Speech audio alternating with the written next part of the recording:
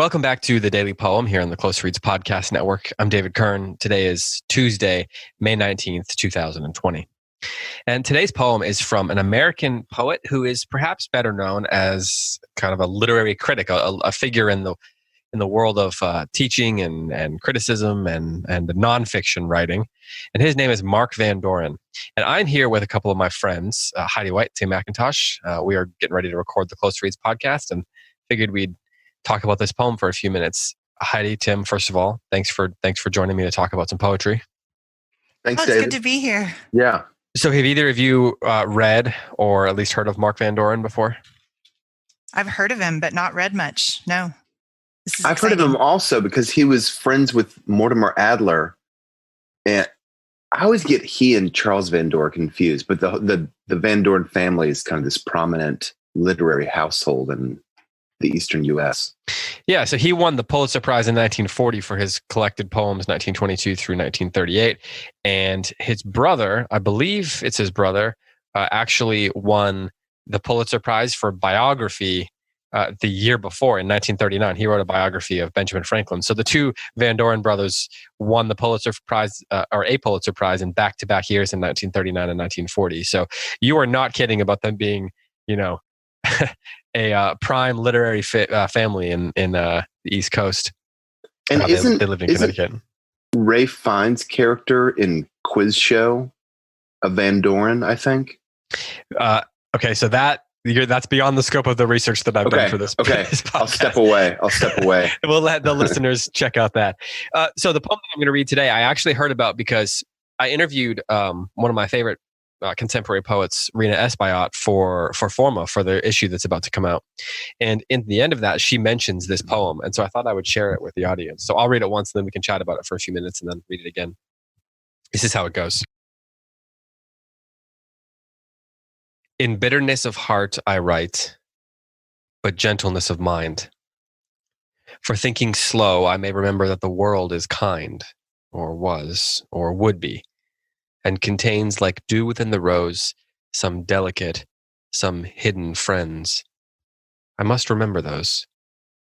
And so I do, and drop by drop I am rewarded well, by tincture, or as weeping gold tempers the harsh bell. So, Rena Espaillat I asked her in the interview what she was reading during this kind of strange quarantine time. And she said that this was a poem that she's gone back to many times over the years. And I was kind of struck by it. There's this one line in the middle that I was particularly struck by where she says that for thinking slow, I may remember that the world is kind or was or would be and contains like dew within the rose, some delicate, some hidden friends. And then she says, I must remember those. And there's a period. And then the next line, and so I do. And so I was really struck by the sort of equation that was going on there. I must remember those, and so I do. And then she says, and drop by drop, I am rewarded well. Is there anything that stands out to you guys about this poem? I know you're not looking at it. It's hard to, unless Heidi pulled it up in our document. But the poems that have little equations like that in them, if-thens, are so interesting to me because it seems like everything else is built around them. Is that how you read this poem, or did it feel like that was the crux of the poem, or am I reading too much into that, do you think? I don't think you're reading too much into it at all, but I did hear it a little differently. Again, I'm not looking at it. Sure. Yeah. But I read it, or I heard it more as a conversation. Interesting. Less an equation, more a conversation. Like the poem is talking to itself and contemplating something. And I also heard the Lake Isle of Innisfree, like peace comes dropping slow. So I just had that same kind of image of the tincture forming, like as if there's just these drops. The Yeats poem. Yes, the Yeats poem, exactly. Yeah. And I think that's why I heard it as a conversation, because that the idea of something dropping slowly is like slow forming. Even though it's a short poem and a quick poem, there's still this pacing of slowness because of the dropping image. Yeah, and if you look at it visually, so it's 2, 4, 6, 8, 10, 12 lines, but the use of the dashes definitely slow you down because, there's in the third line, for thinking slow, I may remember that the world is kind. And then there's a dash, or was dash, or would be dash, and contains like dew within the rose. So Tim, this idea of, he says, for thinking slow, I may remember that the world is kind and contains like dew within the rose, some delicate, some hidden friends.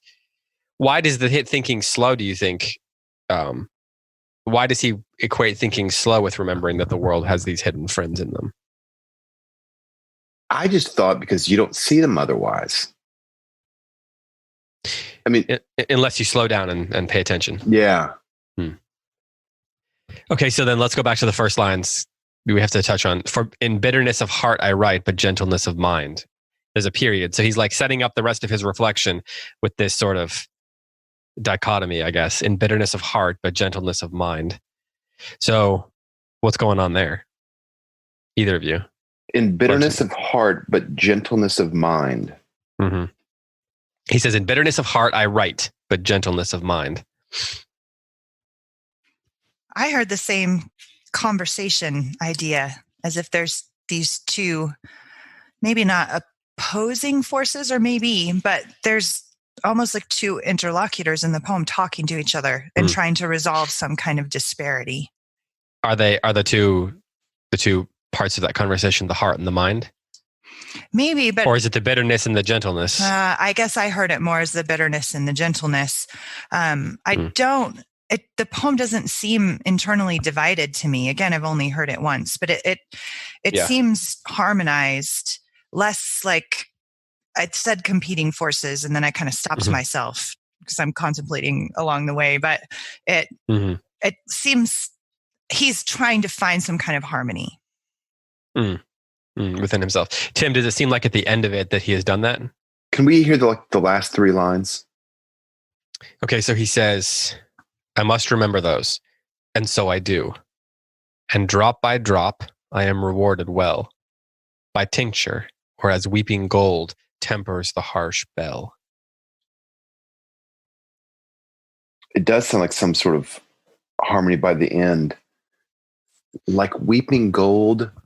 Like, say it again, David. Like weeping gold. As I am rewarded well by tincture, or as weeping gold tempers the harsh bell. So the weeping gold tempering the harsh bell. Final image. Which does that happen slowly? Is that an image that is meant to harken back to the thinking, the slow thinking in the third line? It must, but surely it does. But I'm so unfamiliar with that notion. that notion, the science of it. Yeah. Tincture. That makes sense. Yeah, it's a slow moving process.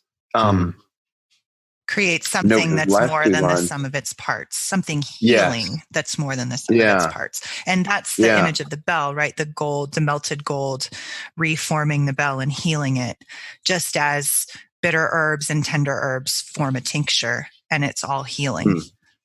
And that takes us back to the bitterness and the gentleness at the beginning. Like as if there's two different kinds of herbs being combined into one thing. Like a bitter herb and a gentle herb. Which I guess is what you're saying. Little poem. I love it. I'm going to copy it in my commonplace book. All right. Well, I'll read it one more time and then we can go for the day. In bitterness of heart I write, but gentleness of mind.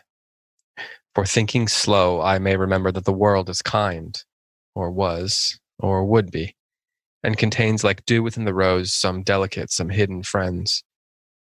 I must remember those. And so I do. And drop by drop, I am rewarded well, by tincture, or as weeping gold tempers the harsh bell. This has been the Daily Poem. Thanks so much for listening. And of course, thanks so much to Heidi White and Tim McIntosh for joining me. I'll be back tomorrow with another poem for you.